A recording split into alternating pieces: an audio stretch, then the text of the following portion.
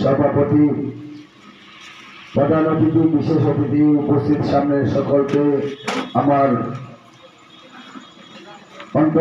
অন্তঃস্থল থেকে অভিনন্দন এবং শুভেচ্ছা এবং সকলের প্রতি আমার সালাম। আসসালামু আলাইকুম ওয়া রাহমাতুল্লাহ। সম্মানিত উপস্থিতি, আমাদের সংগঠনের সম্মানিত সভাপতি জনাব শামীম ভাই, পাশাপাশি আমার ছোট ভাই রুয়েল অনেক মূল্যবান বক্তব্য দিয়েছেন। এই প্রবাসী সমাজ কল্যাণ সংস্থা একটা সামাজিক সংগঠন। এটার একটা মুখ্য উদ্দেশ্য হলো যে অসহায় মানুষদের পাশে দাঁড়ানো। এই সংগঠনে যারা সহযোগিতা করছেন বা সংগঠনের উদ্যোক্তা হয়ে যারা কাজ করছেন, কারো কোনো উদ্দেশ্য এই নয় যে সংগঠন করে আমি অনেক কিছু হয়ে যাব, আমার অনেক কিছু পাবো।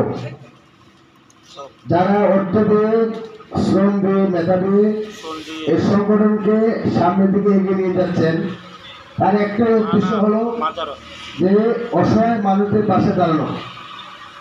এই সংগঠন আমি একা হতে পারবো না আপনাদের ৩০০ জন মানুষের পাশে দাঁড়াইতে। আলিম ভাই চাইলে হতে পারবেন না ৩০০ জন মানুষের পাশে একা দাঁড়াইতে। সংগঠনটা করার উদ্দেশ্যটা হলো যে আমরা সম্মিলিতভাবে অসহায় মানুষদের পাশে দাঁড়াবো। যারা বলে একের বোঝা ১০-এর লারি, একের বোঝা। তো ১০ জন সহযোগিতার মাধ্যমে একটা সংগঠন। আমরা যারা সংগঠন নিয়ে কাজ করি হয়তো আমাদের অনেক সমালোচনার মুখে পড়তে হয়, এটাই স্বাভাবিক। সমাজে ভালো কাজ করতে গেলে সমালোচনার মুখে আগে যাইতে হবে। সমালোচনা যেখানে থাকবে না মনে করবেন যে সেখানে কোনো ভালো কাজ হচ্ছে না। তো যেহেতু সমালোচনা আছে তার মানে আমরা ধরে নিতে পারি যে আমাদের কাজটা ভালো হইতেছে, আর ইনশাআল্লাহ অবশ্যই ভালো হইতেছে। আপনারা জানেন বিগত আজকে ৪ বছর এই সংগঠনের বয়স।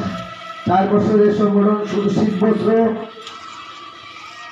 ঈদ সামগ্রী, ইফতার সামগ্রী বিতরণ করে কিন্তু নয়, এই সংগঠন কিন্তু অসুস্থ মানুষের পাশে অনেক সময় অনেকভাবে আর্থিক সহযোগিতা করে আসছে।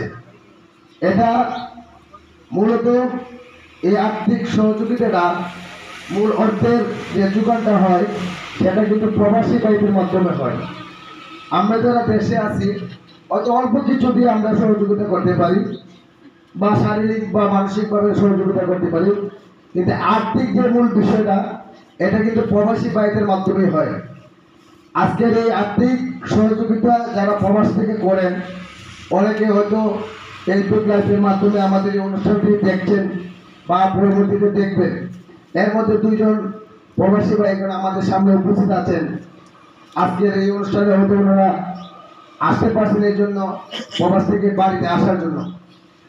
আগামী বছর হয়তো ওনারা এখানে থাকবেন না, কিন্তু এই প্রবাস থেকে তারা কিন্তু আমাদেরকে সহযোগিতা করে যাচ্ছেন আপনাদের জন্য, আমাদের মাধ্যমে আপনাদের জন্য সহযোগিতা করে যাচ্ছেন।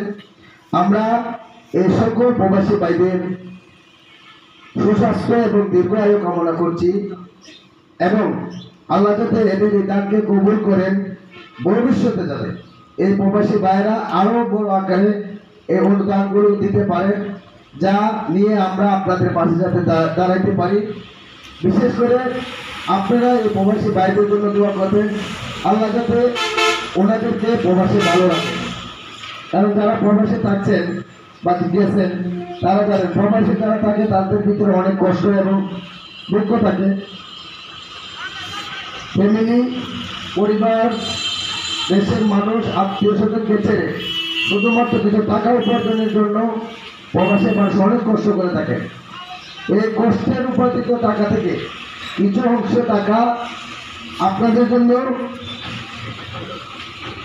এই দান করে থাকেন, যা আপনাদের মাধ্যমে আপনাদের কাছে পৌঁছে দেওয়া হয় এই সংগঠনের মাধ্যমে। তো আপনারা সকলে এই সংগঠনের জন্য দোয়া করবেন, সংগঠনের পাশে থাকবেন, আমরা আপনাদের পাশে থাকবো ইনশাআল্লাহ। বিশেষ করে আমাদের এই কাচুয়া গ্রামের সম্মানিত জনাব আলিম ভাই সর্বক্ষেত্রে সবসময় আমাদেরকে সহযোগিতা করে আসছেন।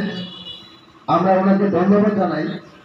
এবং অদূর ভবিষ্যতে সর্ব জায়গায় সর্ব অবস্থায় আমরা আলিম ভাইকে পাশে পাবো এই আশা আমরা ব্যক্ত করছি।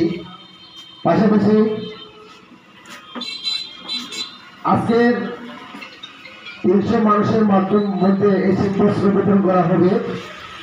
আপনারা সুশৃঙ্খলভাবে নিয়ে যাবেন। এই প্রবাসী কল্যাণ সংস্থার জন্য দোয়া করবেন, প্রবাসী ভাইদের জন্য দোয়া করবেন। আল্লাহ যাতে ভবিষ্যতে আরো বড় আকারে বড় কিছু নিয়ে আপনাদের সামনে আমরা হাজির হতে পারি, সেই আশাবাদ ব্যক্ত রেখে আমি আমার বক্তব্য শেষ করছি। আসসালামু আলাইকুম ওয়া রাহমাতুল্লাহ।